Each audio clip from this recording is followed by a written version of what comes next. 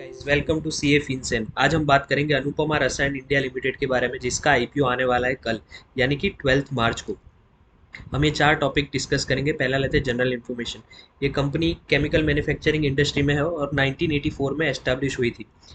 Company जो है, basic उसका बिजनेस है custom synthesis and speciality chemicals banana. Speciality chemicals जो एग्रो केमिकल मार्केट में यूज़ होता है या फिर पर्सनल केयर या फार्मास्यूटिकल्स इंडस्ट्री में यूज़ होता है, वो है। और कुछ स्पेशलिटी केमिकल्स है जो pigment dyes and polymer additives में यूज़ होते हैं, उसमें भी कंपनी डील करती है, लेकिन वो एक छोटा सा पोर्शन है। 5% of revenue is derive from that segment. लेकिन सबसे ज़्यादा जो रेवेन्यू है वो life science related speciality chemicals में से आता है, जो है 95% ऑफ टोटल रेवेन्यू। और उसमें से भी एग्रो केमिकल्स में से 72% का रेवेन्यू कंपनी अर्न करती है। कंपनी का जो मैन्युफैक्चरिंग यूनिट है वो गुजरात में है। 6 मैन्युफैक्चरिंग यूनिट्स हैं उनके। और production capacity 23.3 thousand million ton की है। कुछ फाइनेंशियल्स देखते हैं। कंपनी का प्रॉफिट ईयर ओवर ईयर बढ़ रहा है। 349 का प्रॉफिट दिसंबर के अभी 9 महीने तक के साल का ऑलरेडी 563 करोड़ हो चुका है। जो पिछले साल अगर हम कंपेयर करें 1920 से, तो 9 मंथ्स का प्रॉफिट 12 महीने के प्रॉफिट से ज़्यादा है, तो एक अच्छा ग्रोथ है। कंपनी का प्रॉफिट आफ्टर टैक्स भी ऑलमोस्ट स्टेबल है, 10% के आसपास। इबिटा अगर देखें तो, यानी ऑपरेटिंग प्रॉफिट, वो भी कंपनी का एक ग्रोइंग स्टेज में है। 21.82% 17-18 में था, जो बढ़ के 19-20 में 25.51% हुआ है। कॉस्ट ऑफ मटेरियल भी देखें तो वो 54-56 के बीच में रहा है कंपनी का। अगर कुछ रेशियोज की बात करें तो रिटर्न ऑन नेटवर्थ 9% के आसपास है। नेट एसेट वैल्यू 95.64 रुपीज़ के आसपास है। और पी रेशियो 80 के आसपास है। और कंपनी का डेट टू इक्विटी रेशियो 1.02 है, यानी 841.97 करोड़ का डेट है, जबकि उसके सामने इक्विटी सिर्फ 824.51 करोड़ का है। लेकिन ये इश्यू लाने का एक मेन रीज़न ये है कि कंपनी ये डेट कुछ हद तक रीपेमेंट करने वाली है, तो डेट टू इक्विटी रेशियो भी सुधर जाएगा इन फ्यूचर। अगर हम स्वॉट एनालिसिस करें तो ये एक 3 स्टार एक्सपोर्ट हाउस है। 68% of the revenue is from export only.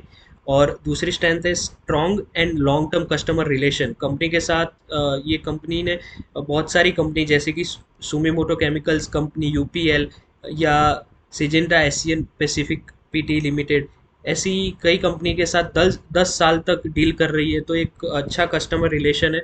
और 85% revenue is getting generated from top 10 customers. और कंपनी का जो फाइनेंशियल परफॉर्मेंस हमने देखा वो भी एक कंसिस्टेंटली ग्रो हो रहा है। और कंपनी का जो प्रोडक्ट पोर्टफोलियो है वो भी डाइवर्सिफाइड है। तो 2018 में जो 25 प्रोडक्ट्स में डील करती थी कंपनी, वो 2021 में, यानी कि दिसंबर 2020 तक के 9 महीने में, वो 41 प्रोडक्ट्स तक का पोर्टफोलियो अचीव कर चुकी है। कुछ वीकनेस है, जैसे कि ये कंपनी कैपिटल इंटेंसिव बिजनेस में है, जिसमें हमें पता है कि कैपिटल इंटेंसिव यानी कि असेट्स की ज़्यादा ज़रूरत पड़ती है, फिक्स कॉस्ट ज़्यादा करना पड़ता है। तो एक कैपिटल इंसेंटिव बिजनेस है। और जो लार्ज पोर्शन ऑफ रेवेन्यू है कंपनी का, जैसे हमने देखा कि टॉप 10 कस्टमर से आता है, तो एक वो भी एक वीकनेस बोल सकते हैं कि एक दो कस्टमर लूज करने की वजह से major portion of revenue will go off. एक वो वीकनेस बोल सकते हैं। अगर हम प्राइसिंग देखें कंपनी का, पी रेशियो 80 है, तो वो इस पी रेशियो पे एक एग्रेसिव प्राइसिंग होगा, क्योंकि कंपनी की एक कॉम्पिटिटर है पीआई इंडस्ट्रीज, जिसका पी रेशियो 65.72 है, जो इंडस्ट्री में हाई है अभी के लिए, अब तक। तो ये 80 का पी रेशियो है, थोड़ा सा एग्रेसिव दिख रहा है, जिसकी वजह से कंपनी का प्राइस भी एक एग्रेसिव है शेयर्स का। अगर हम कुछ अपॉर्चुनिटीज़ की बात करें तो ये केमिकल इंडस्ट्री है, स्पेसिफिकली ये स्पेशलिटी केमिकल इंडस्ट्री, वो 10 से 11% के सीएजीआर से बढ़ने वाला है इन फ्यूचर।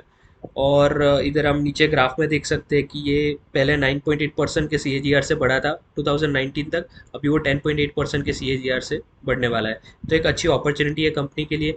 और अभी काफ़ी सारी कंपनी चाइना से अपने प्रोडक्शन यूनिट इंडिया में शिफ्ट करने वाली है, तो इसका भी फ़ायदा इस कंपनी को होगा। अगर कोई बड़े कॉन्ट्रैक्ट्स फॉरेन कंपनी से आते हैं जो चाइना में पहले दिए जाते थे, तो एक वो फ़ायदा है कि स्पेशलिटी केमिकल्स में इस कंपनी को कॉन्ट्रैक्ट्स मिल सकते हैं, क्योंकि उनका 68% का तो एक्सपोर्ट का रेवेन्यू। तो एक अच्छी इमेज कंपनी की है मार्केट में। अगर थ्रेट देखें तो new technology in agro industry, कुछ न्यू टेक्नोलॉजी है, जैसे कि पेस्ट मैनेजमेंट के लिए, क्रॉप क्रॉप प्रोटेक्शन के लिए एक ऑल्टरनेटिव टेक्नोलॉजी है जिसको बायोटेक्नोलॉजी प्रोडक्ट्स बोलते हैं, या फिर पेस्ट रेजिस्टेंट सीड्स बोलते हैं। अगर वो मार्केट में आ गए तो जो एग्रोकेमिकल में इस कंपनी के केमिकल्स यूज़ होते हैं, स्पेशलिटी केमिकल्स, उसकी डिमांड कम हो सकती है। तो एक वो थ्रेट है, क्योंकि कंपनी का 72% of revenue is generated from agrochemicals. तो एक वो थ्रेट बोल सकते हैं। और जैसे देखा कि एग्रोकेमिकल जो बिजनेस होता है, ठीक है, वो सीजन पे इम्पेक्ट करता है एग्रीकल्चर बिजनेस। तो अगर सीजनल इम्पैक्ट देखें तो अगर कोई बार फेल्यूर ऑफ मॉनसून होता है तो ये कंपनी के रेवेन्यू पे भी इम्पेक्ट आ सकता है। ये जो आईपीओ है वो 12 मार्च को ओपन होगा और 16 मार्च को वो क्लोज होने वाला है। बुक बिल्डिंग इश्यू है, 10 रुपये की फेस वैल्यू है, और अगर आईपीओ की प्राइस देखें तो 553 से 555 के बैंड में मिलेगी। मार्केट का लॉट मिनिमम शेयर आप 27 अप्लाई कर सकते हो। अगर आप ऐसे अप्लाई करते हो 555 रुपीज़ यानी कि कैप प्राइस पे इधर, तो आपको मिनिमम तकरीबन 15,000 का इन्वेस्टमेंट करना पड़ेगा, टू बी प्रिसाइज 14,985 रुपीज़ का।